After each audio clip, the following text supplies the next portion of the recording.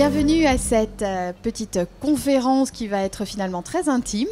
Espérons que d'autres viendront se joindre à nous au fur et à mesure. Notre thème de ce soir, ce sont les métiers à venir et tous les défis qu'ils apportent avec eux en termes de formation et d'employabilité.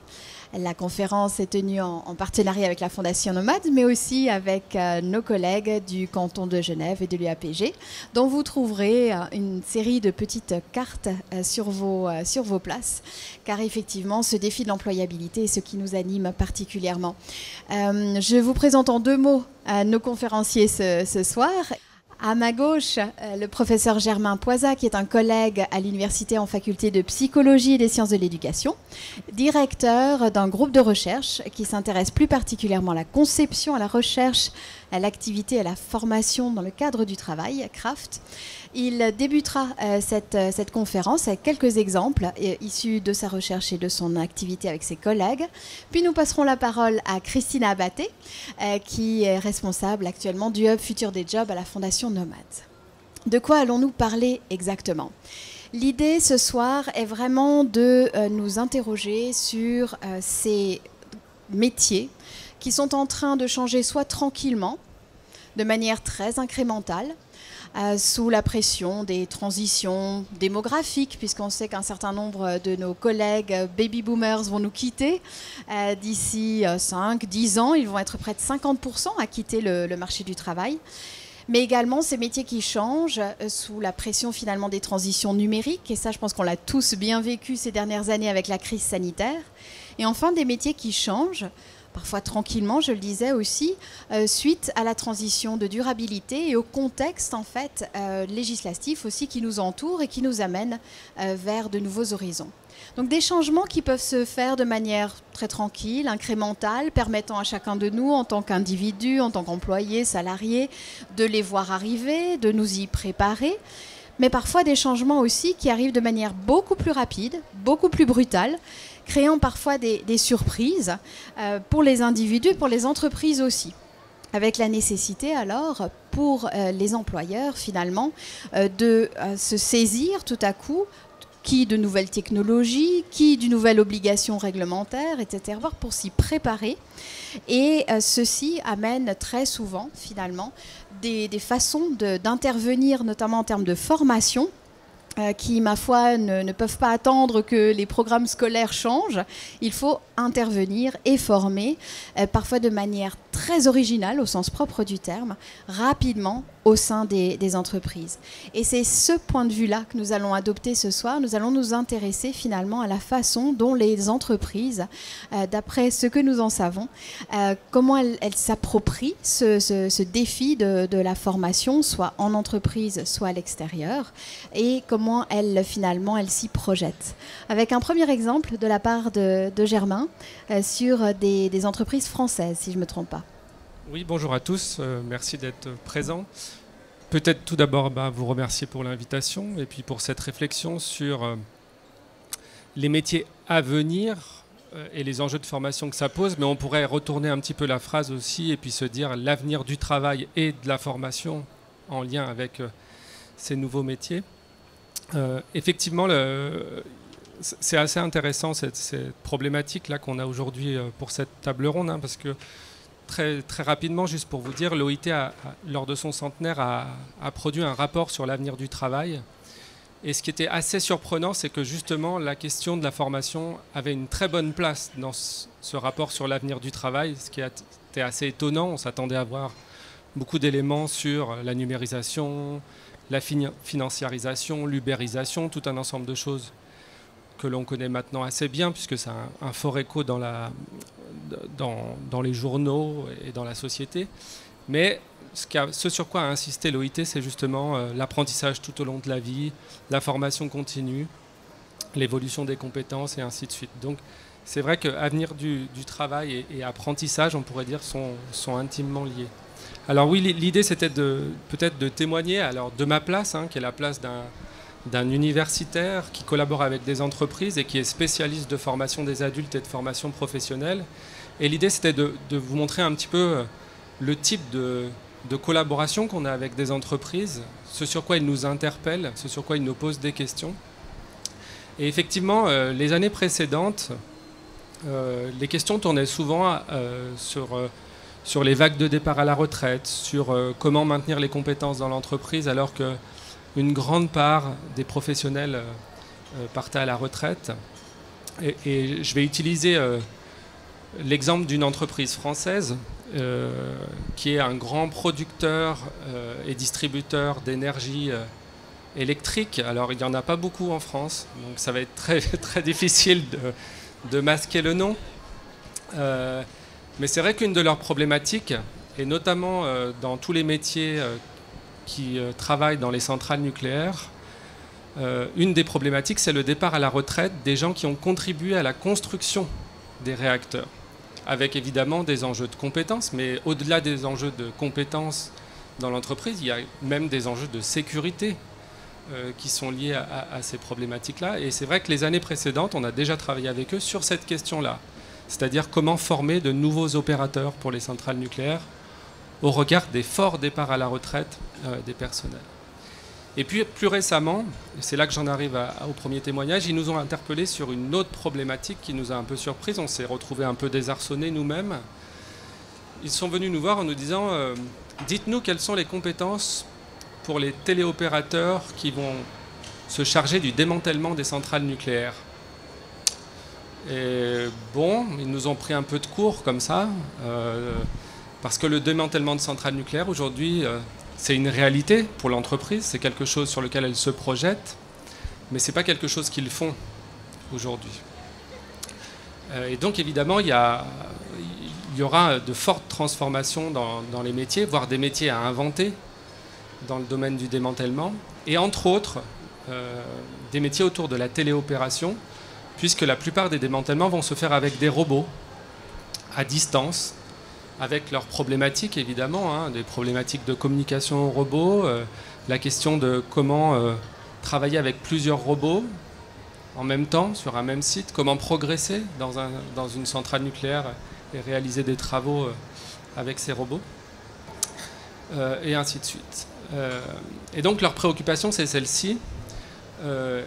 Et donc la première chose sur laquelle nous on a essayé de les aider, on s'est dit bon, on est universitaire, qu'est-ce qu'on va faire? On va déjà regarder la littérature.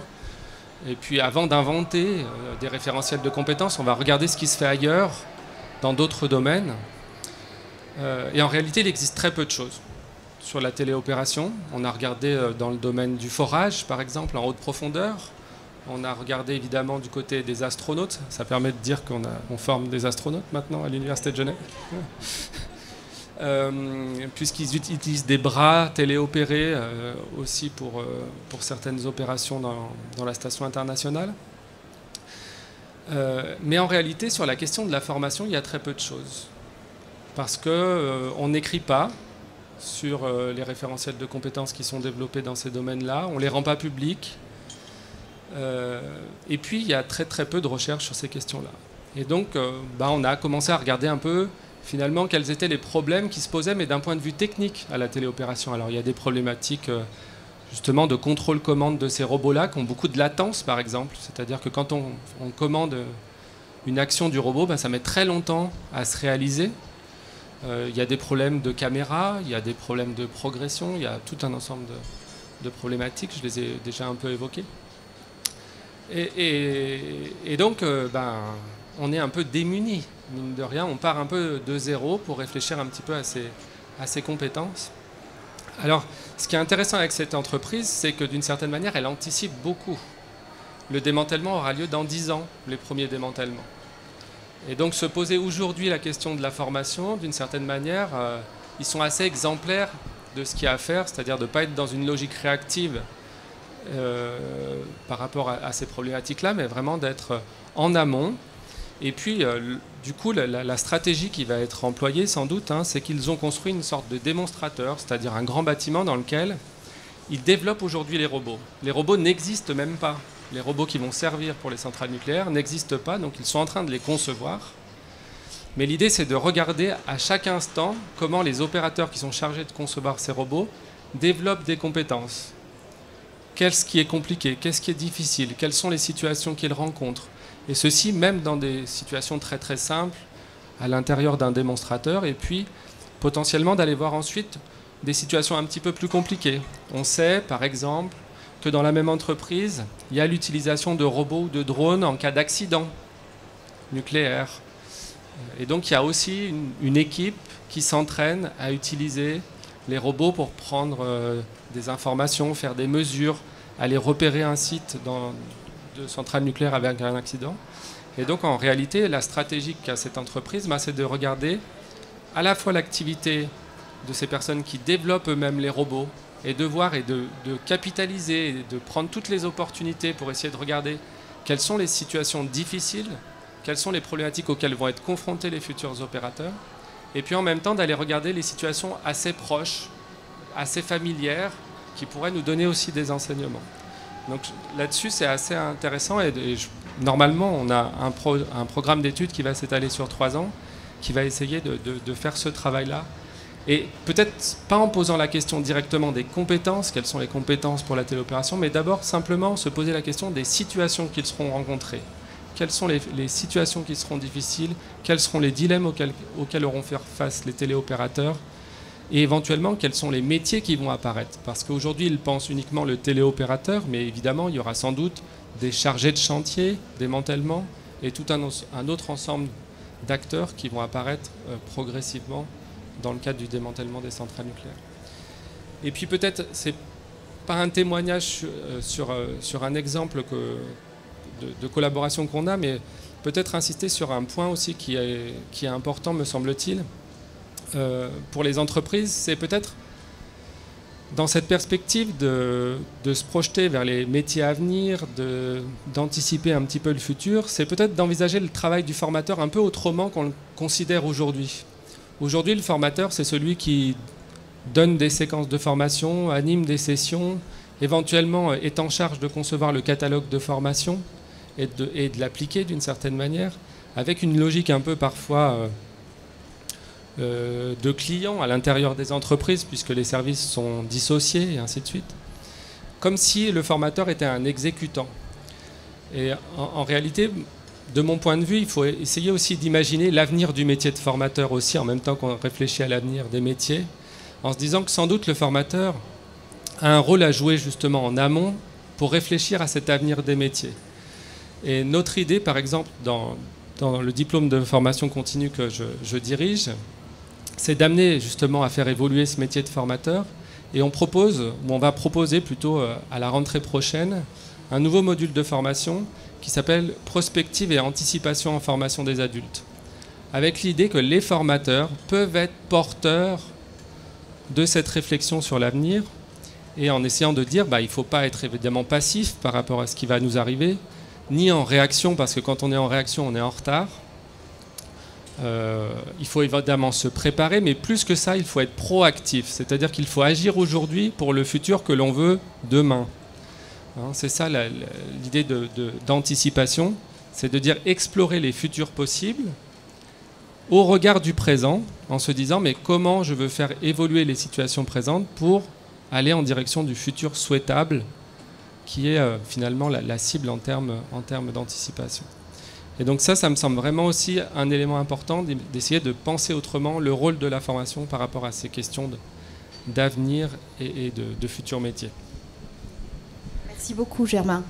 Je retiens effectivement deux, trois grands points. Le fait de finalement ne pas se laisser prendre par la trop grande crainte. Tu disais on est démunis, certes, mais finalement en raisonnant par analogie, on peut parvenir à progresser et à trouver finalement effectivement des profils de compétences qui sont comparables. En avançant aussi et par observation des situations. C'est quelque chose qu'on va retrouver sans doute dans le témoignage de Christina dans un instant. Mais je note dans un environnement sécurisé. Et je trouve ça particulièrement intéressant quand on anticipe finalement ce démonstrateur dont tu parles dans cette entreprise propose quand même un environnement sécurisé en fait pour cette observation. Donc c'est quelque chose qui peut-être retire une certaine pression des épaules de tous les acteurs en présence. On y reviendra. Et puis le troisième point, finalement, c'est que finalement, on pense souvent aux ingénieurs qui doivent penser les métiers, aux RH qui doivent penser les métiers. Et là, tu introduis un troisième partenaire, et puis finalement, plus on est, mieux on sera. C'est le formateur, qui, s'il s'investit également dans cette équipe de prospective, quelque part, va jouer un rôle actif et va tout de suite pouvoir opérationnaliser une partie de l'action de formation. Est-ce que j'ai bien résumé ? Ça te paraît impeccable. Est-ce que sur ces points, il y a déjà des réactions du public avant qu'on entende Christina Abaté? Pas pour l'instant ? Parfait. Alors je passe le relais à Christina pour un premier exemple qui va être très proche finalement de cet apprentissage ou par observation.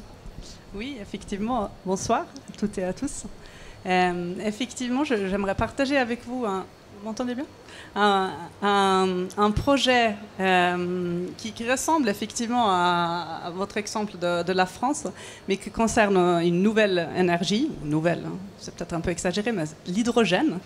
La Fondation Nomads coordonne un projet qui s'appelle le projet GO, Generation of Hydrogen, et c'est un camion qui roule avec de l'hydrogène et qui rejette que de l'eau. Et le camion, à part ça, est pressant à l'Agora. Donc vous pouvez aller voir le camion après. Donc c'est un projet suisse avec des entreprises suisses, une entreprise qui fabrique le moteur, une entreprise qui a su installer le moteur dans un camion, parce que si vous regardez le camion comme ça, vous avez l'impression que c'est un camion quelconque. Le service industriel de Genève qui fabrique l'hydrogène, et puis Migros Genève qui vont utiliser ce camion pour livrer leurs produits à Genève. Donc ça, c'est le projet en soi, avec toute la chaîne de valeur finalement de l'hydrogène. Mais en parallèle de ça, nous menons aussi un projet de formation, justement. Donc on suit le projet chaque fois que le moteur, au début, en fait, il partait d'une entreprise à l'autre, puis après il était dans le camion, puis après le camion il est arrivé à Migros Genève. Nous avons une personne de la Haute École fédérale pour la formation professionnelle qui suit en fait les collaborateurs et qui regarde quels sont les métiers finalement qui sont touchés dans les différentes entreprises et quelles sont les compétences dont ces personnes ont besoin pour pouvoir travailler avec ce camion à l'hydrogène. Et l'idée derrière, après, c'est de pouvoir justement avoir une liste des compétences et de pouvoir les intégrer dans des formations existantes, par exemple, ou peut-être même avoir des modules de formation pour certains métiers qui sont particulièrement touchés. Et c'est vraiment une manière de mettre à jour des formations. On n'a pas besoin de tout repenser parce que le métier n'a pas complètement changé. Mais vraiment de juste avoir une mise à jour qui est relativement simple à faire. Et d'avoir cette modélisation qui finalement est valable pour n'importe quelle évolution technologique, ce n'est pas que l'hydrogène. Tout à fait, merci beaucoup. Donc là, on a effectivement cette observation qui pourrait donner lieu quasiment à une checklist après pour d'autres entreprises, d'autres chaînes de valeur qui pourraient procéder de la même manière. Donc on a là deux exemples, l'hydrogène plus incrémental et puis le téléopérateur robot peut-être plus fort et cataclysmique d'une certaine manière. J'aimerais poser la question aussi à Christina. Je crois que la Fondation a d'autres projets aussi qui permettent d'adopter cette perspective très prospectiviste et d'anticiper beaucoup. Quels sont-ils ? Oui, effectivement, on a un projet aussi qui s'appelle le Green Skills Project, où l'objectif, c'est de voir dans des domaines d'activité spécifiques quelles sont les compétences et quels sont les métiers d'avenir. Donc pour faire ça, on organise des ateliers où on utilise justement une méthodologie de prospective et qui, en fait, c'est un deuxième objectif qu'on cache un peu, mais c'est aussi pour les participants qui viennent à ces ateliers d'utiliser la prospective, en fait, la méthodologie de prospective, mais en faisant. On ne donne pas la théorie, vraiment, c'est vraiment en faisant les ateliers où on apprend cette méthodologie et ce mindset, finalement, parce que je pense que la prospective, c'est beaucoup un état d'esprit. Donc nous avons organisé jusqu'à aujourd'hui 3 ateliers sur des domaines différents, sur la mobilité, l'efficience énergétique et l'économie circulaire. Et on travaille avec des scénarios, donc on s'imagine, on va dire, différents scénarios du futur. On se met d'accord sur qu'est-ce que c'est le futur, donc dans notre cas c'est 2030. Et on arrive avec des scénarios, on va dire, un petit peu extrêmes. Enfin, 4 extrêmes différentes. Probablement que la réalité, elle sera quelque part là au milieu. Et après, par rapport à ces scénarios, on regarde quels sont les métiers et quelles sont les compétences dont on aura besoin, peu importe finalement le scénario. Et il y a des choses très, très fortes qui ressortent dans chaque atelier, mais aussi dans les 3 ateliers. On commence maintenant avec un peu de recul de voir vraiment des signes de certains métiers qui, peu importe finalement le domaine. Si on parle de la mobilité ou l'économie circulaire, c'est des métiers qui ressortent fortement comme recycleur, par exemple. Ça ressort fortement dans les 3. Donc ça, c'est peut-être, je ne sais pas si c'est un nouveau métier, mais en tout cas, vraiment un métier complet. Puis il y a aussi des métiers qui existent comme juriste ou architecte, mais du coup avec des compétences supplémentaires, plus liées, des compétences, on va dire, vertes peut-être, plus, qui ne font pas forcément partie de la formation de ces métiers-là aujourd'hui. Et je pense un autre point qui est important aussi, c'est on voit dans les compétences, alors bien sûr il y a des compétences techniques dont on aura besoin, mais il y a surtout en fait les compétences transversales. Et ça, pareil, ça ressort dans chaque atelier. C'est les mêmes choses. C'est la résilience, de l'adaptabilité, comment gérer le changement, communication, collaboration. Et ces compétences-là, voilà, après, c'est la question à se poser comment on peut les développer. Mais ça ressort fortement comme des compétences vraiment clés pour demain. Merci beaucoup, Christina. Donc là, on note effectivement des métiers qui finalement s'installent dans le paysage, qui commençaient à émerger il y a quelque temps et qui s'installent dans le paysage. J'aimerais revenir sur un métier parce que ça m'avait frappé dans ces scénarios. C'était celui de menuisier qui tout à coup prenait une forme totalement différente dans les scénarios du futur de la mobilité, de l'efficience énergétique et de l'économie circulaire, puisque tout à coup les menuisiers intervenaient dans des environnements qui n'étaient pas du tout ceux auxquels on pouvait penser. C'est un très vieux métier, mais qui est totalement transformé par ces scénarios. Il y a plusieurs métiers comme ça, en fait, qui revient finalement. Là, c'était peut-être encore plus spécifique pour l'économie circulaire, mais le métier d'agriculteur, qui est fortement sorti comme quelque chose de très important, de pouvoir faire des choses localement, et des productions aussi, des produits qu'on ne produise plus ici, mais qu'on aura besoin de pouvoir faire plus localement, et peut-être des compétences justement qu'on avait, et qu'on n'a plus forcément, qu'on n'enseigne pas forcément à l'école non plus. Donc comment est-ce qu'on va apprendre ces compétences-là? C'est un challenge. Oui, c'est un challenge. Alors effectivement, ce challenge, on l'a entendu ici sur plusieurs conférences. On en entend 2 qui ressortent un peu de tes témoignages. Il y a le challenge finalement de comment, alors que les formations existantes n'intègrent pas forcément, surtout les formations longues, n'intègrent pas forcément ces compétences. J'ai souvent entendu des collègues dire « mais finalement la formation continue vient en palliatif ». Ça vient en fait un peu pour compléter, ça vient compléter un manque le temps que les formations classiques finalement intègrent ça dans leur plan d'études. C'est un premier point peut-être sur lequel j'aimerais revenir. Et un deuxième point que tu as souligné et où je crois que Germain avait fait un travail dessus il y a quelque temps, sont les compétences transverses. Donc ça, ce sont 2 points que j'aimerais peut-être explorer, mais je ne veux pas monopoliser l'attention et la parole. Donc je me tourne une fois de plus vers le public pour savoir si de votre côté, vous aviez dans l'immédiat des questions à poser sur ces premiers témoignages qu'on vient d'entendre. Toujours pas? Alors je laisse mes conférenciers sur le grill. Ah si, merci. Tout d'abord, je vous remercie pour vos témoignages parce que c'est un message plutôt positif et rassurant en fait. Donc en général, la transition fait toujours peur et là je trouve que c'est rassurant. Concernant les centrales nucléaires, on a le même problème en Suisse. Est-ce qu'il y a des collaborations qui sont... Et j'imagine qu'il y a déjà eu des démantèlements de centrales nucléaires ailleurs dans le monde. Est-ce qu'il y a... Non, même celles compétées. Est-ce qu'il y a des collaborations entre les différentes centrales? Je suis allée visiter récemment Gösgen. Moi, j'étais hyper impressionnée notamment de voir tous ces fils, toutes ces connexions. Je me dis, mais c'est hallucinant, il y a des millions de connexions Et j'imagine que chaque câble a sa justification, donc c'est absolument incroyable.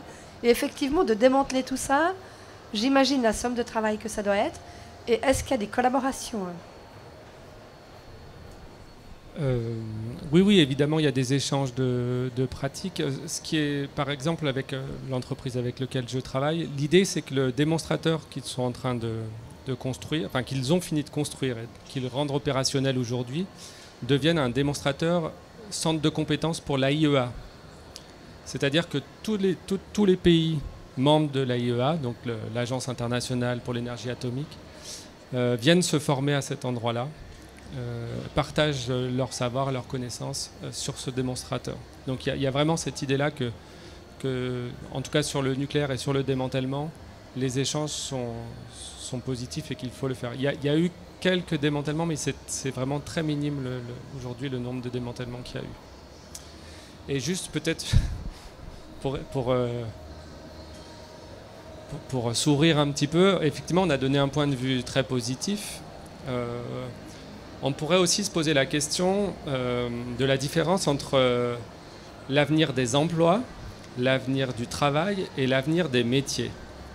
Ici on est à une cité des métiers. Et ce nom de métier, il a du sens. Le métier, c'est pas l'emploi.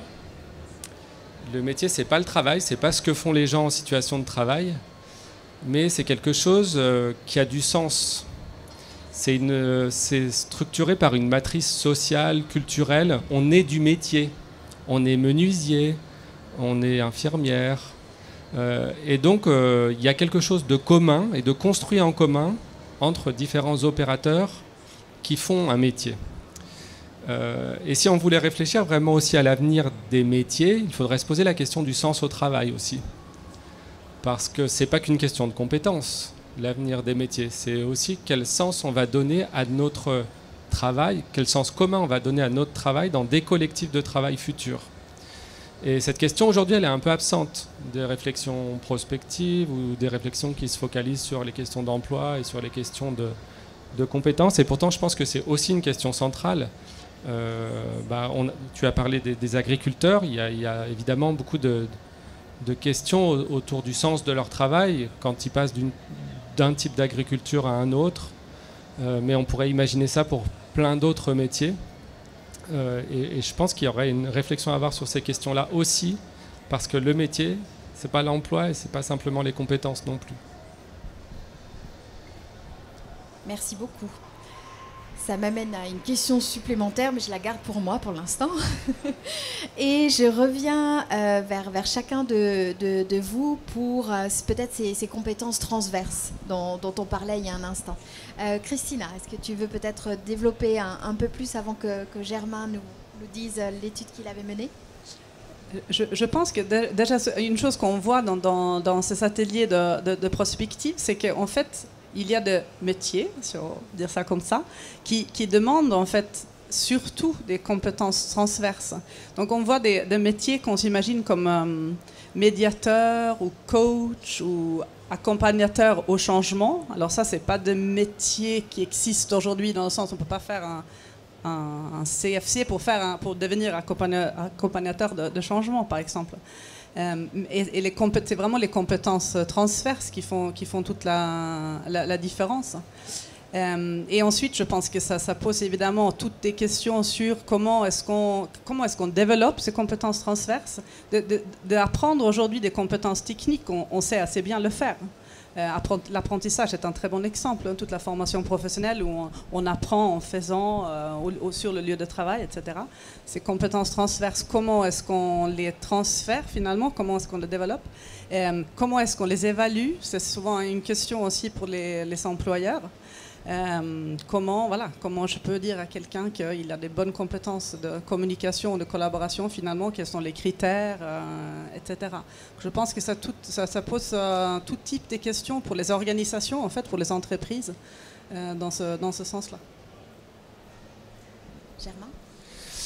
Oui, alors c'est une vaste question, la question des compétences transversales, des compétences relationnelles, de ce qu'on appelle parfois les soft skills ou d'autres. Évidemment, quand on pense à l'avenir des métiers, on pense tout de suite à ses compétences. On rabat tout de suite, très très vite, la question sur ses soft skills, sur les digital skills. Aujourd'hui, c'est les mad skills, donc les compétences atypiques. Donc plus vous êtes atypique, plus maintenant vous allez être peut-être employable. Je disais c'était une question compliquée parce que moi, à titre personnel, j'ai beaucoup de mal avec cette notion de compétence. Je trouve que c'est très opérationnel. On arrive à discuter avec les entreprises et différents services. C'est un point d'achoppement avec les RH quand on est formateur. Donc c'est assez utile de ce point de vue-là. C'est un objet frontière un peu qu'on peut discuter ensemble et sur lequel justement on peut faire converger des projets. Mais je suis assez aussi critique par rapport à cette notion, par exemple quand je regarde les référentiels de compétences, et notamment sur ces dimensions relationnelles et transversales, parce que parfois on a l'impression que les compétences transversales d'une infirmière sont les mêmes que les compétences transversales d'un conducteur de train, et parce que les référentiels sont un peu construits pareil, donc il faut des compétences au travail en équipe, il faut des compétences à la communication, il faut du leadership, et ainsi de suite. Et puis du coup, je suis un peu parfois embêté en me disant mais finalement elles ne sont pas discriminantes, donc ça pose problème. Et l'autre élément qui parfois me questionne, c'est la manière dont c'est opérationnalisé dans les plans de formation, où comme il y a des compétences techniques et des compétences relationnelles ou transversales, on sépare les deux en formation. Et du coup, comme si le relationnel n'était pas technique et le technique n'était pas relationnel. On les oppose, ou pas forcément on les oppose, mais du moins on les distingue, et ça fait l'objet de formations différentes. Et parfois ça c'est aussi quelque chose sur lequel on essaye de revenir avec des instituts de formation ou des partenaires avec qui on travaille, en essayant toujours de leur dire mais non, la réalité du travail, c'est que dans le travail, ces compétences, elles fonctionnent en même temps. Et donc il ne faut pas les dissocier en formation parce que les deux fonctionnent tout le temps. Au-delà de ça, je pense que c'est une réflexion à avoir.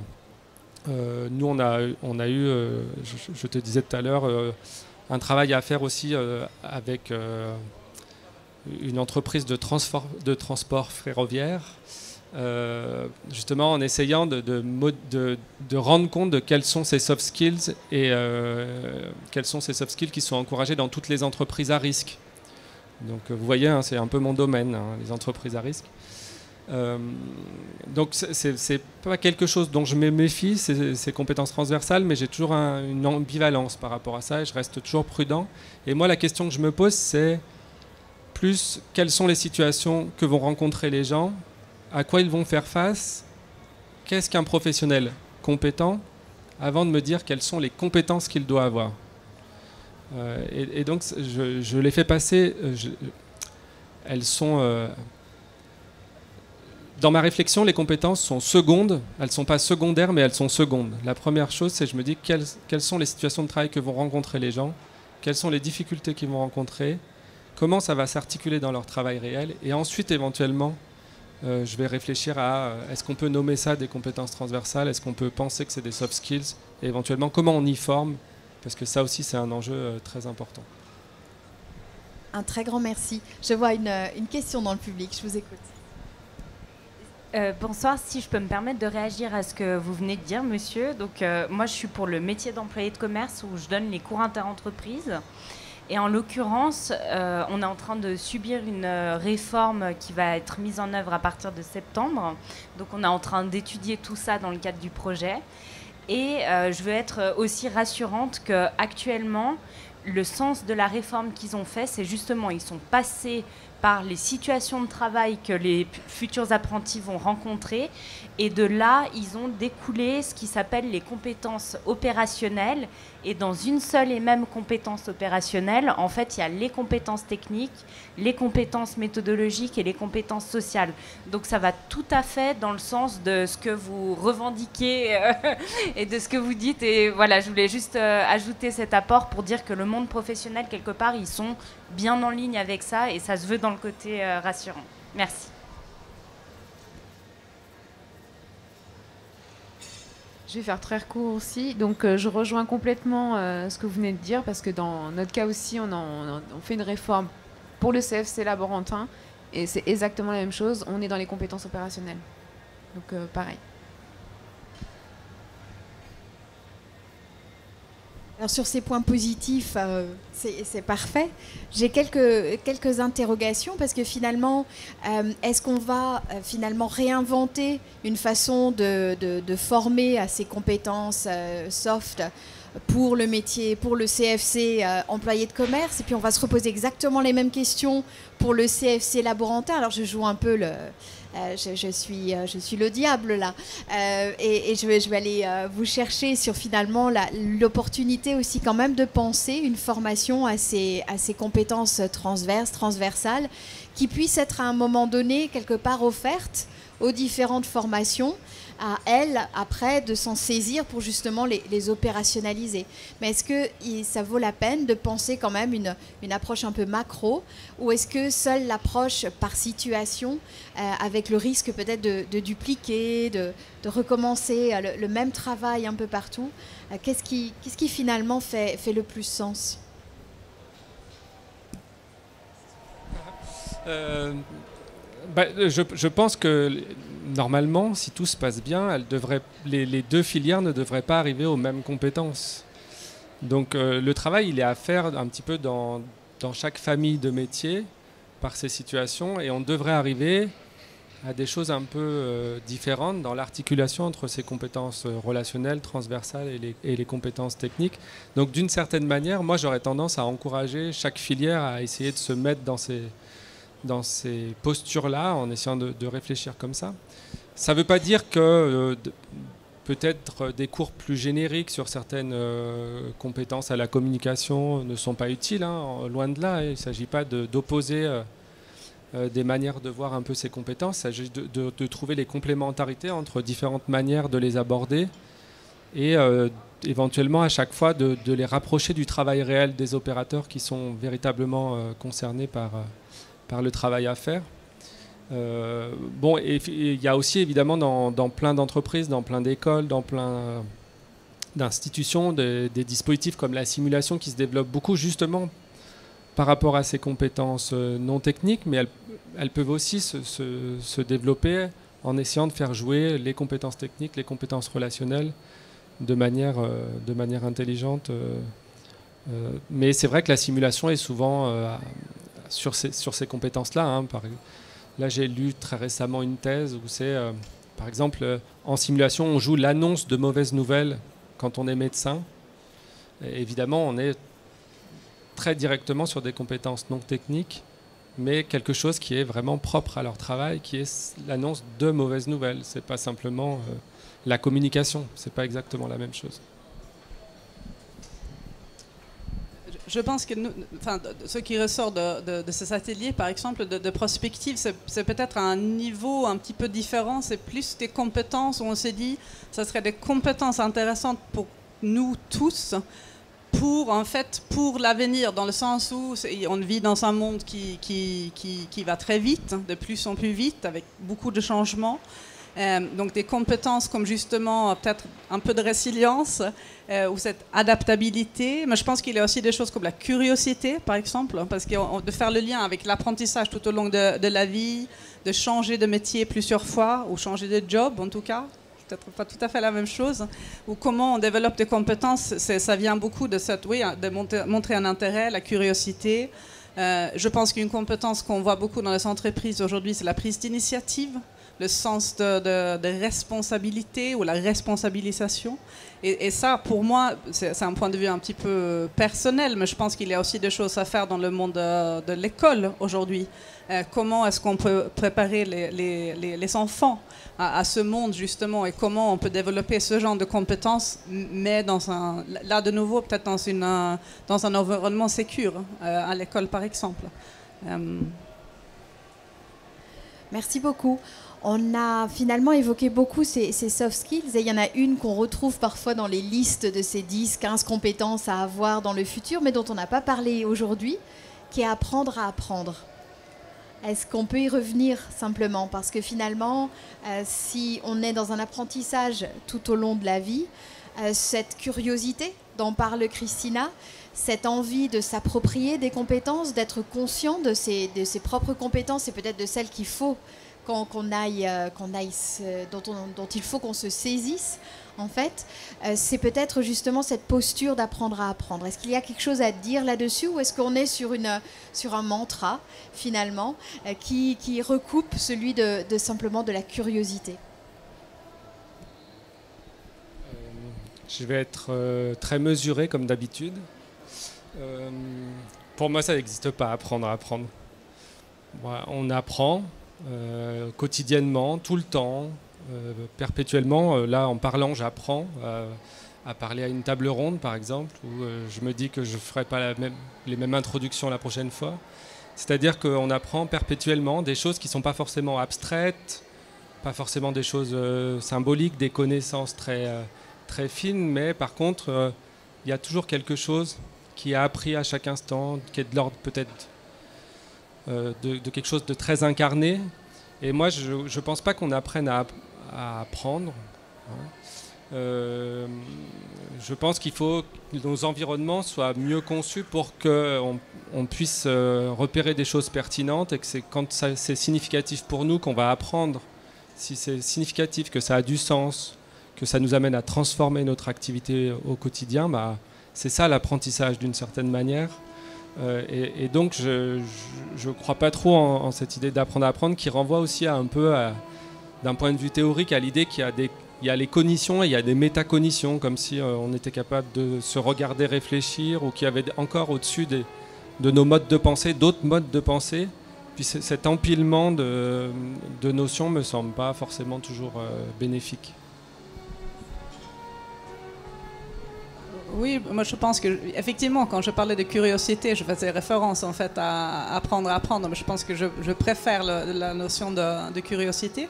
Après, je pense qu'un aspect, on n'en a pas beaucoup parlé ce soir non plus, mais c'est tout qui touche au digital et la technologie aujourd'hui, qui donne en fait un accès à l'information et d'apprendre des choses d'une autre manière. Et je pense qu'il y a beaucoup d'avantages avec ça. Je vois ma fille qui a 13 ans, si elle a envie d'apprendre, elle va regarder un tuto sur TikTok.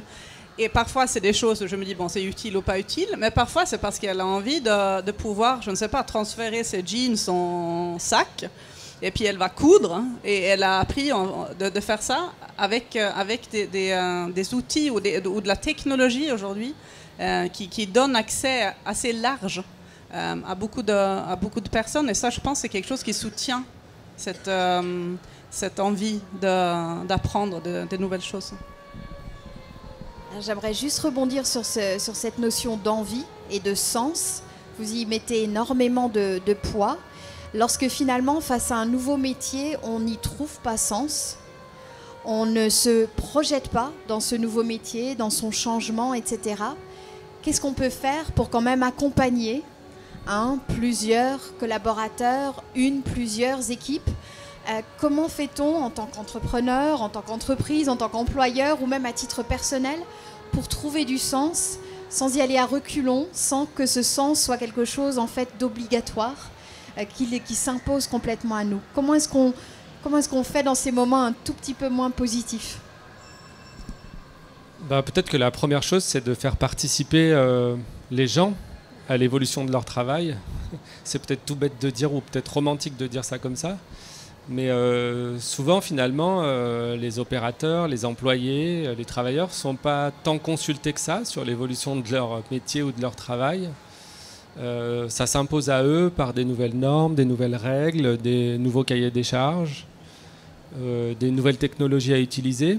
Et peut-être simplement, d'une certaine manière, leur donner voix à un moment donné, soit par de la co-conception, soit par des ateliers prospectifs justement avec ces opérateurs-là. Parce que tout à l'heure, j'ai parlé des formateurs en disant que les formateurs peuvent avoir un rôle de prospective et d'anticipation, mais on peut aussi utiliser ces outils en formation avec des collectifs quand leur métier évolue et justement quand ils ont du mal à faire sens de certaines évolutions.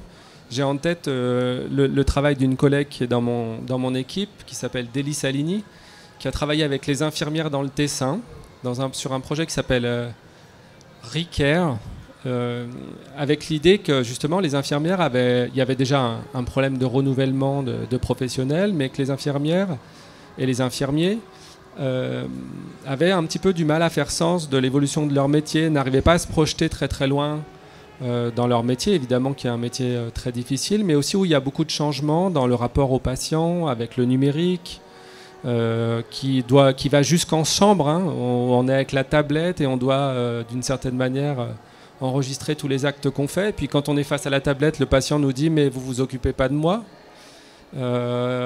Donc c'est assez particulier. Et donc la manière dont elle a travaillé, justement pour réfléchir justement à ce sens au travail avec ces nouveaux outils, dans ce nouveau contexte aujourd'hui de l'hôpital, c'était de faire ces ateliers prospectifs, mais avec les infirmières, leur donner la voix sur la manière dont elles anticipent leur travail dans quelques années, en se projetant très loin, comme tu as évoqué, à 30 ans, puis après aussi en revenant petit à petit vers leur situation actuelle et en se disant mais qu'est-ce qu'on veut, nous, en tant que collectif, en termes d'évolution de notre travail.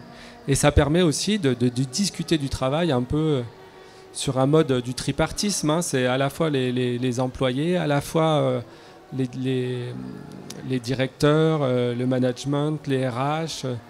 C'est tout le monde qui doit parler du travail et on doit donner aussi la voix à ces opérateurs-là pour qu'ils aient du sens dans les transformations qui arrivent.